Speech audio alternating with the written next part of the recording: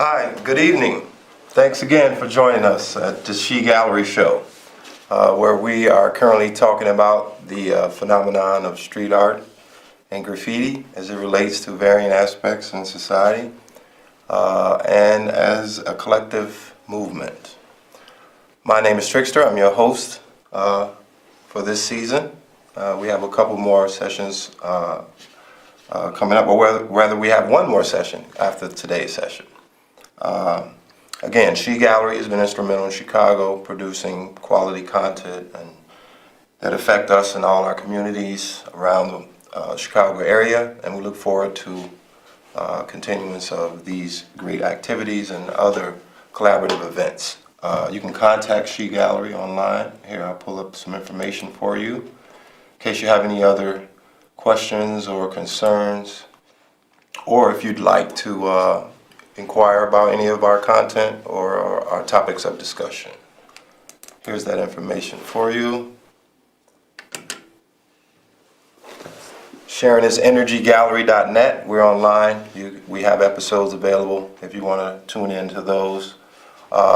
We also have an email there available if you want to contact us and have any questions or concerns. And additionally, our telephone number is available there, 312-622-2837. Okay, we're going to get started with our episode this session today.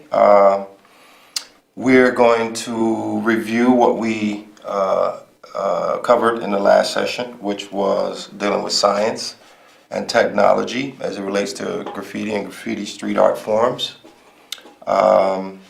Essentially, we talked about the relationship of science and technology to graffiti, and the initial episode we reviewed different aspects of technology that was available currently, and it was very interesting. We saw a very good selection of devices, some of them home-based, some of them exterior-based devices, and we got a good comprehension of the range and scope of development in that field.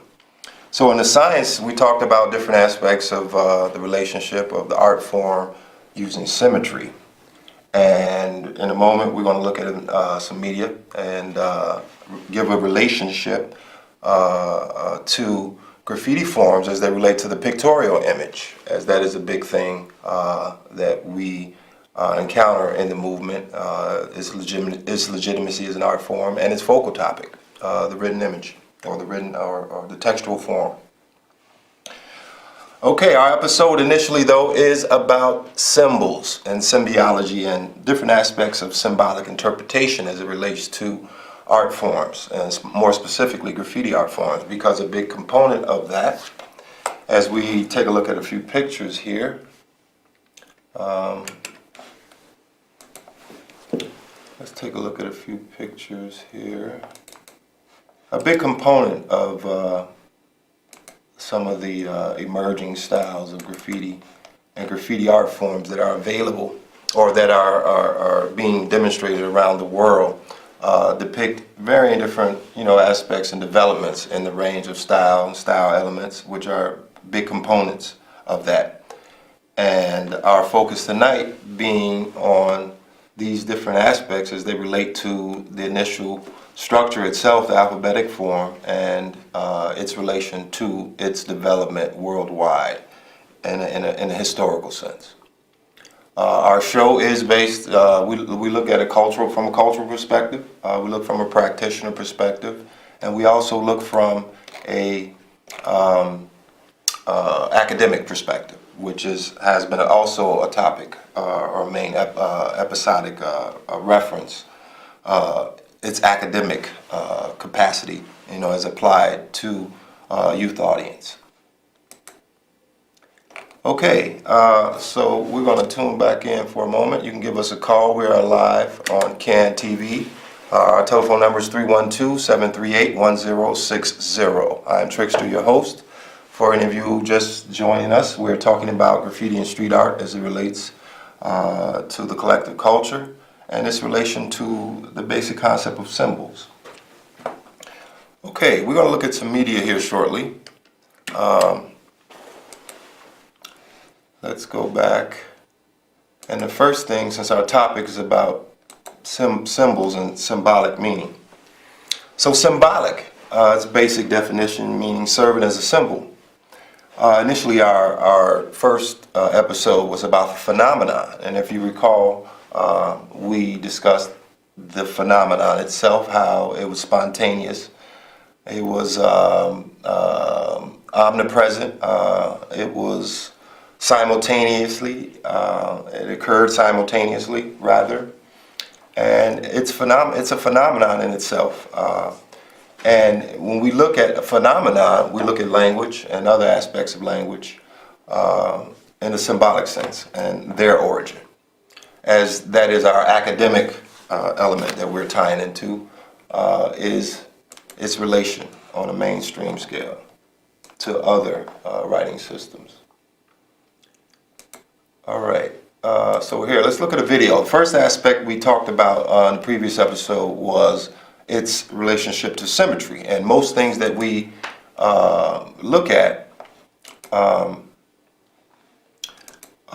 in relation to the built-up environment, which is the structured environment that we call cities and towns and things of that nature. And most of these principles are shared in this. So here, let's take a quick introduction to alphabetic symmetry.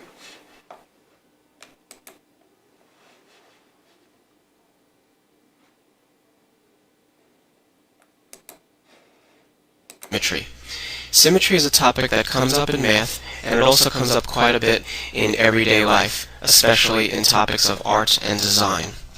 The general idea behind symmetry is that we can say a shape has symmetry if one half of the shape is the mirror image of the other. An easy example to think about is a butterfly. For the most part, the left half of a butterfly will be the mirror image of the right half. We've all seen that. So we can say that the butterfly has symmetry. We can look at the symmetry of various shapes, but very often we use capital letters just as a way of demonstrating the concept of symmetry. Let's take a look at these letters here. We can say that the capital letter A has vertical line symmetry, because if I draw a vertical line down the center, the left half of the shape is the mirror image of the right half. Or stated another way, if I fold the shape in half along the vertical line, the left half will fold directly on top of the right half. That's pretty easy to see. The letter B, we can say, has horizontal line symmetry. The top half is the mirror image of the bottom half. Now this letter K may not be drawn exactly perfectly, but the general gist is the top half is the mirror image of the bottom half. It has horizontal line symmetry. The letter M, it's pretty easy to see, has vertical line symmetry, and so does the letter U. Now take a look at these letters in the next row. The H and the X each have two lines of symmetry. I can draw a vertical line of symmetry, and it's easy to see that the left half is the mirror image of the right half, but I can also draw a horizontal line, and we can see that the top half is the mirror image of the bottom. And we can do the exact same thing with the X. It has vertical line symmetry and horizontal line symmetry. Okay, so that was one element that we focused on in our previous episode, was symmetry. And symmetry being a big component of graffiti and graffiti artists' work, as you may have seen. You look at some of the calligraphic aspects of the work, and they all share this common science, mathematical based principle.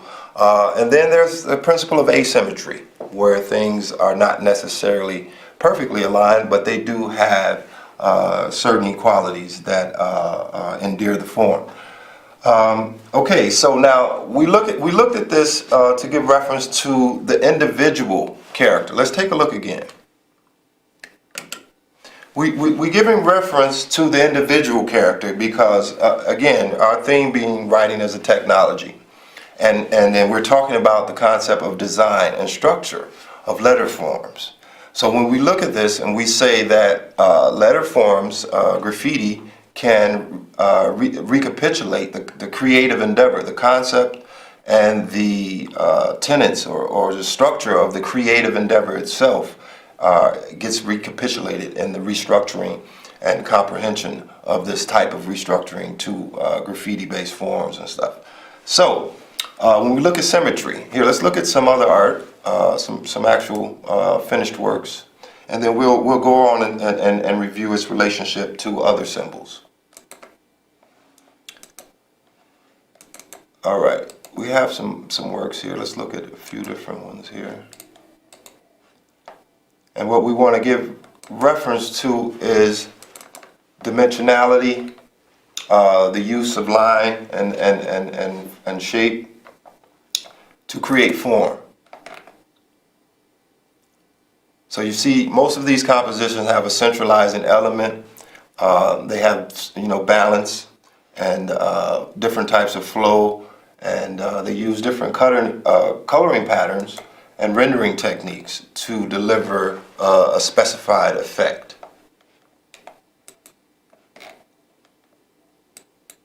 Now, within the movement itself, there's a growing area of focus that relates to how different looks are achieved, like having a two-dimensional perspective or three-dimensional perspective, or rendering in a certain way or drawing in a certain way. Now, we're referencing this as our next topic, or next focal of the topic will be on linear-based forms and how they relate to structure as well. So we'll look at a few more pictures here. This artist used more of a ribbon kind of effect.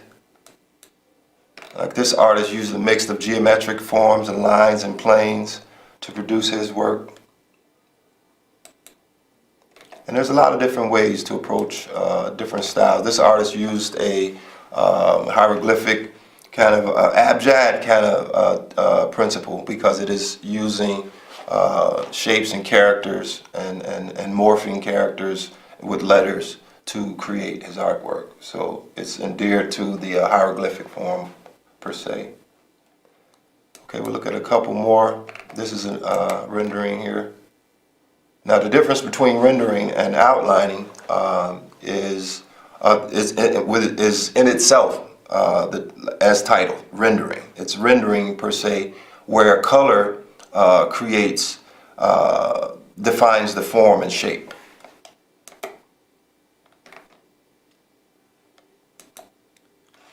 Okay. All right, this is just a quick review of certain aspects as we're talking about symmetry and the use of symmetry in visual form. Okay, we're going to return back. Thanks again for joining us. I'm Trickster, your host. We're talking about graffiti and street art as it relates to symbols and symbolic code. We talk about art, our art being part of this age, and this age as it's progressing from an information age, and each age reflects different aspects of art and the times and the culture.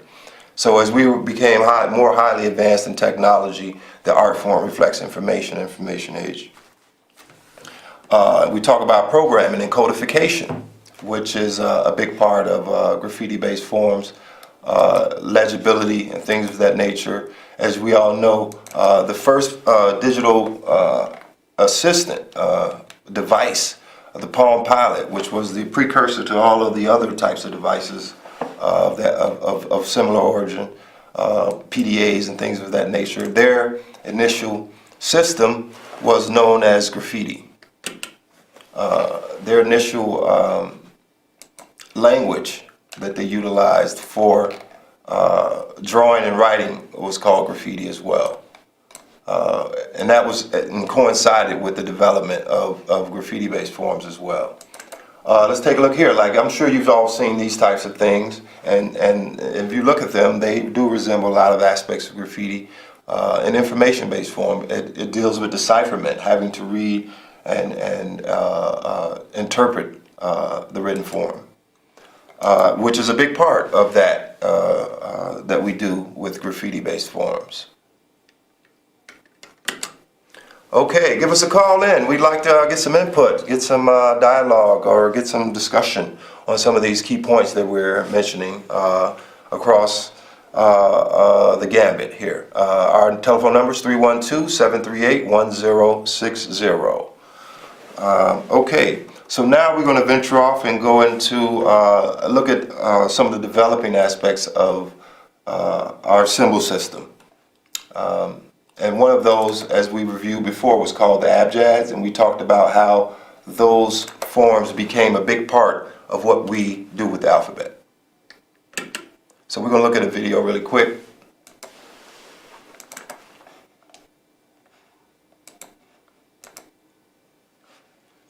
Which will give a depiction of the development of different phases of the alphabetic form up into its current use.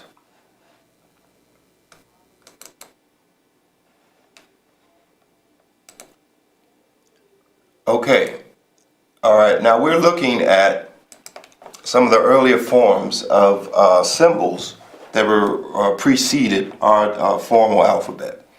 All of these symbols were in use in different cultures in the Middle East and Africa and other areas of that nature as well. And what this is going to be a video depicting its transition. And this relates to how we, as graffiti artists and street artists or letter form artists, present our work. It's about movement. It's about direction. We use a lot about arrows. We talk a lot about arrows. We depict arrows which signify motion. When we do video-based works or other works, those are implemented as well. And there are other aspects that relate to bits and ciphers and codification. So here we go. So there was a shift from cuneiform to a more simpler use of similar shapes, and it was transferred into more of a linear form, as you see here. Now, initially, when these particular symbols preceded those earlier symbols from Mesopotamia and other civilizations in the Middle East, these particular symbols were initiated from the Phoenicians, and the Phoenician civilization, from where we get the word phon, which is a basic sound unit. Phon relates to phonics and the use of sound. And our alphabet being more related to sound base and design as opposed to a pictorial base. So in continuance, we'll go through the different structuring. Okay, now you see as more letters and more shapes and symbols were added, different things happened. Different shapes were rearranged, they were changed around, they were modified in different ways, but their initial meaning and structure are akin still to what we use today, although they're not as recognized as such. There's different representations of how these letter forms are used, and you have different phonetic, like for example, the phonetic alphabet. The International Phonetic Alphabet depicts and structures it somewhat differently based off pure sounds versus its visual written form. So in continuance, we'll see how the different forms evolved. So we're talking about styles of letters, moving, bending, turning, changing, signifying motion, giving direction, which is exactly what we do with this form when we create the different trends and styles. Okay, so what we're looking at here will be, one moment. What we're looking at here will be, it'll give us dates in reference to each particular developmental period. So here we have Phoenicians, 900 BC, and this is how the style of the letters looked. Right, and then the Greeks adopted the style and they implemented it as such. And you can see the variance. Certain things were moved and altered and shifted around. And onward and to our most current form, which came from the Etruscan civilization, which brought us italic script.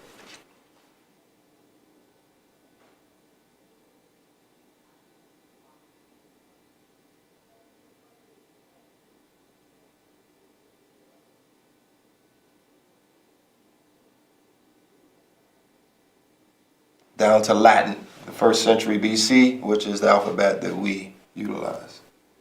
All right, now here are some other derivations in language that happened.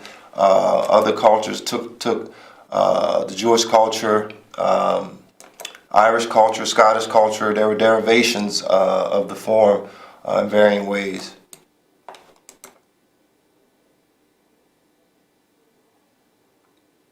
Greek, Arabic, Russian,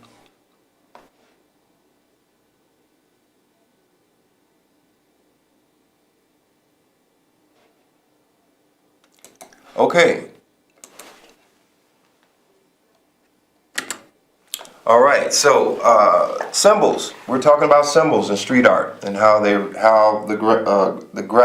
graph-based form implements all these core aspects in our language system that we utilize, and how we reflect the core aspects of structuring, and how these forms also define different areas of content in technology and science, and it all interrelates through this system that we utilize, the 26 letters.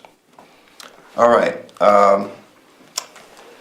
Next, we're going to talk about decipherment and about art in general. As you all know, you may have heard the term before, a picture is worth 1,000 words. So when we look at graffiti-based forms,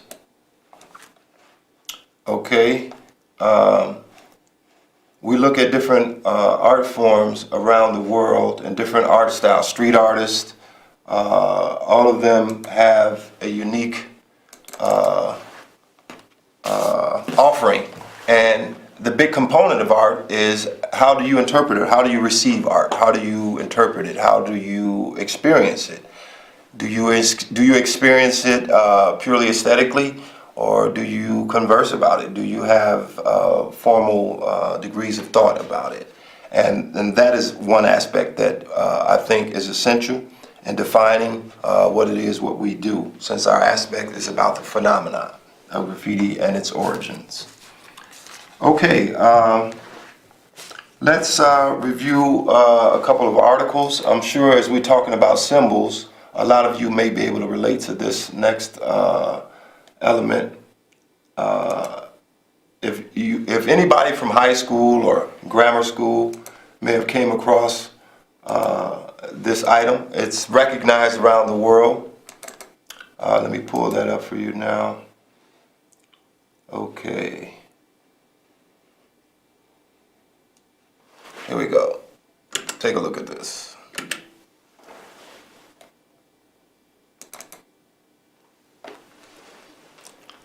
Now the S symbol.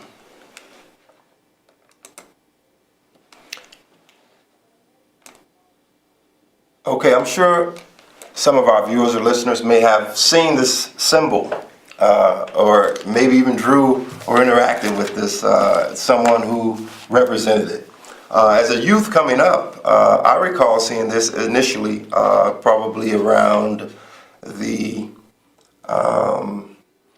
3rd or 4th grade, maybe 5th grade or so, and it's known around the world. It has many mixed meanings about it. It's a very popular item, and many people talk about it. There's a lot of lore about it being a magic symbol or a cultural meme or having some type of mystical origin.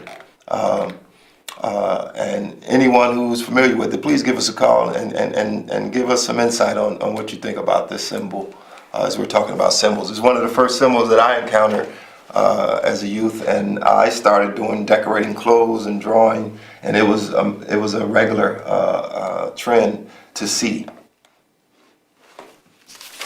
Okay, let's go down. It's recognized around the world as well. Symbols. Okay.